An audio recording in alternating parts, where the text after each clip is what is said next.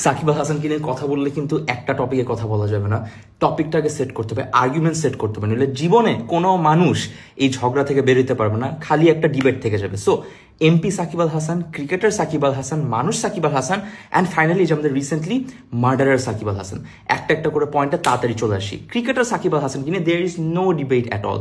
Cricket ওয়ার্ল্ডে best of the best all-rounder, world class হচ্ছে সাকিব আল হাসান। আপনিও এগ্রি করেন, আমিও এগ্রি করি। ক্রিকেট নিয়ে কারো কোনো মাথা ব্যথা নেই, সবাই জানি Shakib is number one, done, point কিন্তু এখানে শেষ, কোনো আর্গুমেন্ট নেই। সেকেন্ড আর্গুমেন্টে আসি, এমপি সাকিব আল হাসান।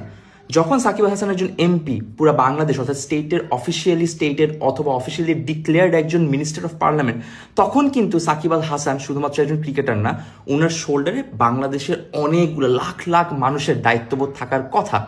পুরা বাংলাদেশের মানুষকে শুধু পাওয়ার দিয়ে কিন্তু জাস্টিফাই করা যাবে না। যখন আপনি একটা পজিশনে থাকেন তখন কিন্তু আপনার এমপ্যাথি, আপনার ডিসিশন মেকিং, আপনার রেসপন্সিবিলিটি অনেক কিছু থাকে। সো এমপি সাকিব আল হাসান কি নাম্বার ওয়ান? না, কোনো ডাউট নাই, এখানেও কোনো আর্গুমেন্ট নাই, আর্গুমেন্ট এখানে শেষ। ক্রিকেট গেল, এমপি গেল, মানুষ সাকিব আল হাসান আসি। এবার জুলাই মাস গেল, জুলাই মাসের মধ্যে 30 দিন গেল, 30 দিনের মধ্যে হাজার হাজার মানুষ মারা গেল, অনেকগুলো স্টুডেন্ট গুলি খাইলো, অনেক মানুষ গুম হয়ে গেল। এর মধ্যে থেকে প্রচুর পরিমাণে মানুষ হাত জোর করে বলছে সাকিব ভাই প্লিজ কথা বলেন, আপনার মতো মানুষের ভয়েস খুব দরকার। কেউ বলেন এমপির ভয়েস দরকার, কেউ বলেন সাকিব ভাই আপনি ছক্কা মেরে ভয়েস দেন, কেউ বলেন সাকিব ভাই আপনি ইন্টারন্যাশনাল লেভেলে গিয়ে কথা বলেন। শুধু বলছে সাকিব ভাই মানুষ হয়ে একটু আপনার ভয়েসটা দরকার, মানুষের দরকার। মানুষ সাকিব আল হাসান কি 100-তে 100? মেবি না, এটা আপনাদের কাছে আমি রেখে দিলাম, আর্গুমেন্ট এখানে শেষ।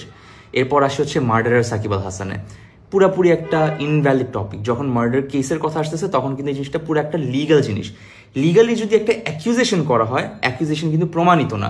যতক্ষণ পর্যন্ত না প্রমাণ আসতেছে, যতক্ষণ পর্যন্ত ইনভেস্টিগেশন কমপ্লিট হচ্ছে, যতক্ষণ পর্যন্ত পুরো জিনিসটা একদম সবার সামনে প্রমাণিত হচ্ছে, আমি নিজেও সালমান মুক্তিদির মানতে রাজি না যে সাকিব আল হাসান একজন murder. Shakib Al Hasan confirm investigation পর প্রুফ সহ সাকিব আল হাসান একজন চোর হইতে পারে, একজন বাটপার হইতে পারে, একজন ম্যাচ ফিক্সার হইতে পারে, একজন শেয়ার মার্কেটের ম্যানিপুলেটর হইতে পারে, উনি বাইরে টাকা পাচার করতে পারে, গোল পাচার করতে, সব করতে পারে সাকিব আল হাসান।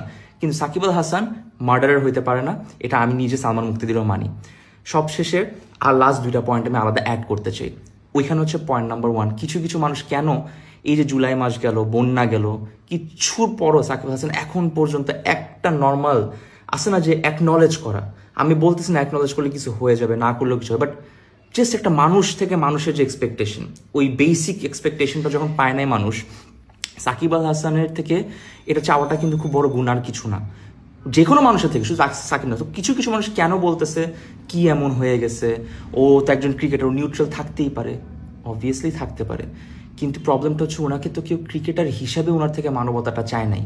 এক হচ্ছে মানুষ হিসাবে চাইছে, 2 হচ্ছে একজন এমপি হিসাবে চাইছে, কারণ উনি অফিসিয়ালি এই রেসপন্সিবিলিটি নিছে আমাদের বিশ্বাস অর্জন করে। তো বিশ্বাসটা ভেঙে গেল না। আর কেন তারা রিলেট করতে পারছে না, যারা যারা আমাদের প্রোফাইলে দেখতেছেন অনেক মানুষজন সাকিবকে নিয়ে অনেক, এখন পর্যন্ত তাদের মনে কোনো ক্ষোভ নাই বা কিছু নাই, না থাকতে পারে ক্ষোভ, বাট আমি একটা খুব ভালো পয়েন্ট লিখিত আকারে, প্রমাণ আকারে আপনাদেরকে আমি চ্যালেঞ্জ করে বলতে পারবো যে কেন ওরা রিলেট করতে পারতেছে না। এরা সবাই হচ্ছে প্রিভিলেজ মানুষ, প্রিভিলেজ পাইছে ফুল 15 বছর 17 বছরে। ওই প্রিভিলেজ পাওয়ার কারণে একটা সাধারণ মানুষ, একটা মানুষ যার কোনো হেল্প নাই, যার কাছে লিগাল নাই, ল নাই, যার কাছে সাহায্য করার মানুষ নাই, যার পকেটে টাকা নাই, যার উপরে কল দেওয়ার মতো কেউ নাই, যাকে সাহায্য করার মতো কোনো মানুষ ভয়েস না, তার কাছে কিন্তু এটা একটা বিশাল বড় প্রবলেম। এই বছরের পর বছর এই মানুষটা সারা লাইফ ফিল করছে, বাংলাদেশে নিজের দেশ হয়েও সে কোনোদিন কিন্তু একটা দেশের মতো ফিল করেনি, ওর কাছে মনে হচ্ছে এটা একটা পুরা কেজ। দ্বিতীয় হচ্ছে, আমি যেরকম, আমারও কিন্তু পার্সোনালি কোনো কিছু এফেক্টেড হয়নি, বাট মানুষ হিসেবে আমার কাছে বারবার মনে হচ্ছে আচ্ছা ওই জানলার বাচ্চাটা তো আমার মেয়ে হইতে পারতো, ওই স্টুডেন্টটা আমার ভাই হইতে পারতো, রাস্তায় লাশটা আমার হইতে পারতো, তার মানে আমি যদি মরে যেতাম সাকিব আল হাসান চুপ থাকতো, আর আপনাদের মতো মানুষ যারা শেয়ার দিয়ে বলতেছে এটা এমন কিছু না, এত ওভার ড্রামাটিক কেন হচ্ছে, এত ইমোশনাল কেন হচ্ছে, এটা তো ওরকম কিছু নয়, তো ক্রিকেটই খেলে, আপনি কানেক্টই করতে পারতেছেন না, এটা আপনার দোষ না। এটা আমি খালি পয়েন্ট আউট করলাম যে you go to their profile, যারা শেয়ার করছে জিনিসটা, I challenge you, full July মাস বন্যার মাসে ওরা কেউ এফেক্টেড হয় নাই, ওদের কোনো ফ্যামিলি এফেক্টেড হয়নি, ফ্যামিলি এফেক্টেড হইলেও ওরা কখনো ওদেরকে সাহায্য করতে আগায় নাই, বিকজ ওরা ওই হিউম্যান কানেকশনটাই ফিল করে না। এটা আপনাকে আমি লিখিত দিব, তো বললাম ওরা অ্যাকনলেজই করতে পারেনি প্রবলেমটা কোথায়, ওরা জানেই না, ওরা একটা বাবলে বাস করে। লাস্ট একটা কোশ্চেন আসলে, সাকিব আল হাসান হাজার হাজার যাই করুক ও তো দেশের সম্পদ, এই আর্গুমেন্টটা আমি আপনাদের উপর রাখলাম, আমি কোনো আর্গুমেন্টটা যাবো না, একটা ছোট্ট জিনিস দিয়ে শেষ করতে চাই। ফজলুল করিম আমাদের ওয়ান অফ দ্য অ্যাডভাইজার্স, উনি বাংলাদেশের যে মেট্রো রেল যেটাতে মানুষ চলে, জনসাধারণ নিম্নবিত্ত থেকে শুরু করে মধ্যবিত্ত বা নিম্নবিত্ত মধ্যবিত্ত মাঝখানে বা তার উপরে মেট্রো রেল ইউজ করে যারা, তাদের মেট্রো 1 বছর ধরে ইউজ করতে পারার কথা না, প্রচুর টাকা খরচ হওয়ার কথা, আবার বলে দিছিল যে দুর্নীতি হবে, অনেক কি হবে, তারপর হয়তো মেট্রো রেল ফিক্স হবে, অনেক টাইম লাগবে। 7 দিনের মাথায় এই লোকটা মেট্রো রেল ফিক্স করছে। এই যে মেট্রো রেল দেশের সম্পদ, দেশের মানুষের টাকা দিয়ে যে মেট্রো রেলটা বানানো, দেশের মানুষই এটা সুবিধা এখন ভোগ করতে পারতেছে উনার জন্য, উনি দেশের সম্পদ।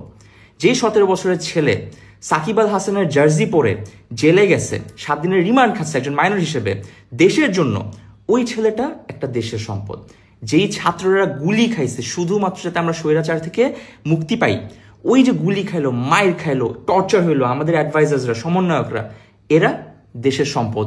ওদের রেজাল্টে আমি আপনি আজকে এই যে বুক ফুলায় কথা বলতে পারতেছি, এরা হচ্ছে দেশের সম্পদ।